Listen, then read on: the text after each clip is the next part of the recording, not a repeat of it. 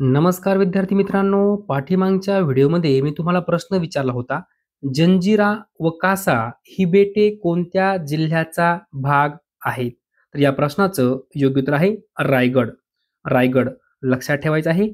जंजिरा हे जे काही बेट आहे ते रायगड जिल्ह्यात आहे आणि कासा हे जे काही बेट आहे ते रायगड जिल्ह्यात आहे. विद्यार्थी मित्रांनो, या व्हिडिओमध्ये एकूण 15 प्रश्न आपण पाहणार आहोत. 15 पैकी कमीत कमी 12 प्रश्नांची उत्तरे तुम्हाला यायलाच पाहिजे. असे काही प्रश्न आपण पाहणार आहोत, जे प्रश्न 5 ते 6 वेळा तलाठी भरतीमध्ये विचारले गेले आहेत. असे काही प्रश्न आपण पाहणार आहोत, जे प्रश्न 10 वेळापेक्षाही जास्त वेळा पोलीस भरतीमध्ये विचारले गेलेले आहेत. त्यामुळे व्हिडिओ शेवटपर्यंत पहा. चला तर बघूया. प्रश्न पहिला पहा. क्षेत्रफळाच्या दृष्टीने भारतातील सर्वात लहान राज्य कोणते आहे? प्रश्न सोपा आहे. सर्वांना उत्तर यायलाच पाहिजे. योग्य उत्तर आहे गोवा. क्षेत्रफळाच्या दृष्टीने भारतातील सर्वात लहान राज्य कोणते आहे? तर गोवा. पुढचा प्रश्न पहा. जागतिक रेड क्रॉस दिन कोणत्या तारखेला साजरा केला जातो? जागतिक रेड क्रॉस दिन कोणत्या तारखेला साजरा केला जातो? योग्य उत्तर आहे 8 मे. 8 मे. विद्यार्थी मित्रांनो, हा प्रश्न तलाठी भरतीमध्ये 5 ते 6 वेळा विचारला गेला आहे. हा प्रश्न पोलीस भरतीमध्ये 10 वेळापेक्षाही जास्त वेळा विचारला गेलेला आहे. लक्षात ठेवायचं आहे. रेड क्रॉस दिन 8 मे. पुढचा प्रश्न पहा. प्रसिद्ध गीर जंगल कुठे आहे? प्रसिद्ध गीर जंगल कुठे आहे? पर्याय पहा. उत्तर माहिती असेल तर कमेंटमध्ये उत्तर सांगायचं आहे. तर या ठिकाणी योग्य उत्तर आहे गुजरात. प्रसिद्ध गीर जंगल गुजरात या ठिकाणी आहे. लक्षात ठेवा. मग हे जे काही गीर जंगल आहे हे कोणत्या प्राण्यांसाठी प्रसिद्ध आहे? कमेंट बॉक्समध्ये लगेच मला सांगायचं आहे. पुढचा प्रश्न पहा. राणी लक्ष्मीबाईंचे खरे नाव काय होते? हा प्रश्न तलाठी भरतीमध्ये विचारला गेला आहे. राणी लक्ष्मीबाईंचे खरे नाव काय होते? योग्य उत्तर आहे मणिकर्णिका. मणिकर्णिका. पुढील प्रश्न पहा.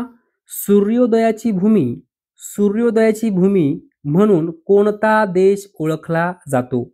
योग्य उत्तर आहे जपान. जपान. पुढचा प्रश्न पहा. संविधान सभेचे कायमचे अध्यक्ष कोण होते? प्रश्न महत्वपूर्ण आहे. पर्याय पहा. उत्तर कमेंटमध्ये सांगा.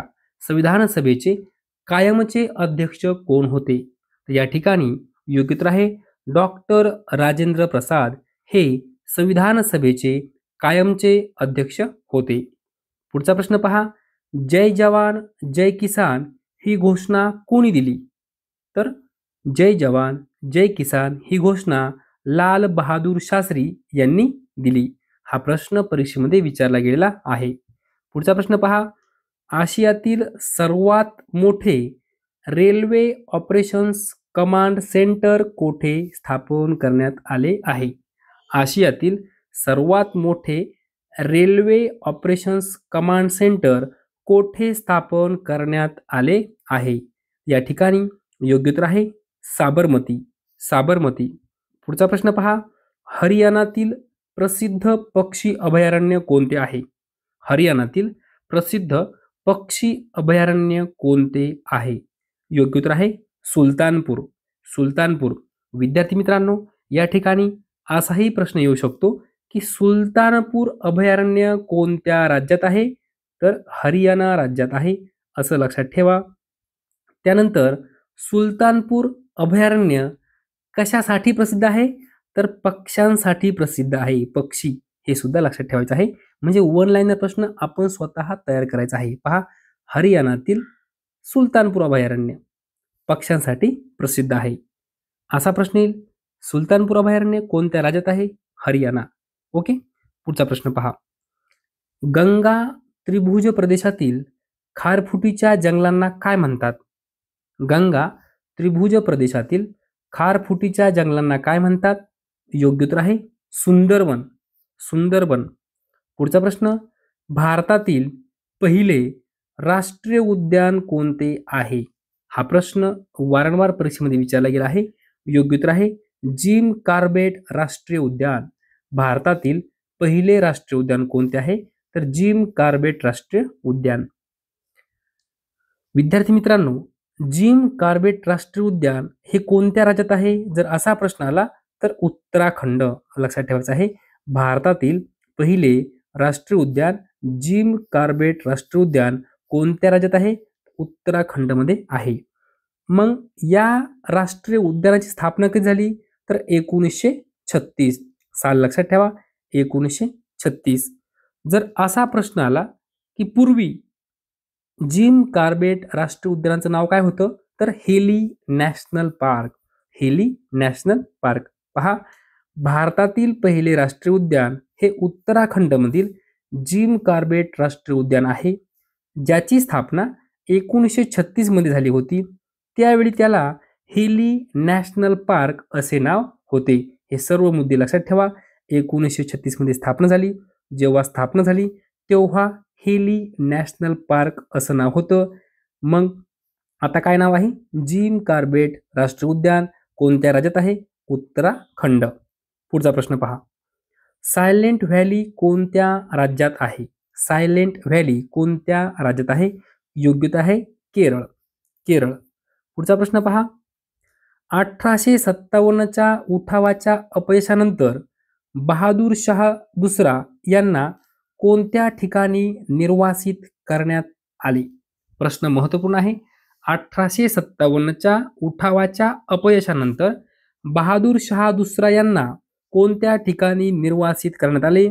योग्य उत्तर आहे रंगून. रंगून या ठिकाणी. पुढचा प्रश्न. भारतीय क्रांतिकारकांमध्ये लक्ष्मीबाई ही एकमेव पुरुष होती असे कोणी म्हटले? भारतीय क्रांतिकारकांमध्ये लक्ष्मीबाई ही एकमेव पुरुष होती असे कोणी म्हटले?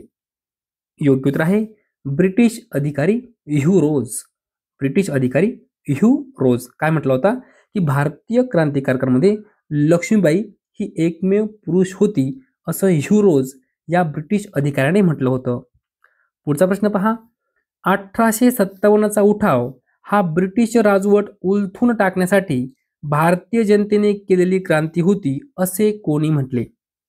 1857चा उठाव ब्रिटिश राजवट उलथवून टाकण्यासाठी भारतीय जनतेने केलेली क्रांती होती असे कोणी म्हटले? योग्य उत्तर आहे कार्ल मार्क्स. कार्ल मार्क्स यांनी असं म्हटलं होतं. विद्यार्थी मित्रांनो, आपला शेवटचा प्रश्न आहे आणि याचं उत्तर तुम्ही मला कमेंट बॉक्समध्ये सांगायचं आहे. पहा, अलाहाबादला आपत्कालीन मुख्यालय कोणी बनवले? अलाहाबादला आपत्कालीन मुख्यालय कोणी बनवले? प्रश्न महत्त्वपूर्ण आहे. पर्याय पहा. Lord Canning, Dalhousie, Irwin, Mountbatten. विद्यार्थी मित्रांनो, या प्रश्नाचं योग्य उत्तर काय असणार आहे ते तुम्ही मला कमेंट बॉक्समध्ये सांगायचं आहे. जर तुम्हाला हा व्हिडिओ आवडला असेल तर नक्की लाईक करा, शेअर करा, सबस्क्राईब करा. धन्यवाद.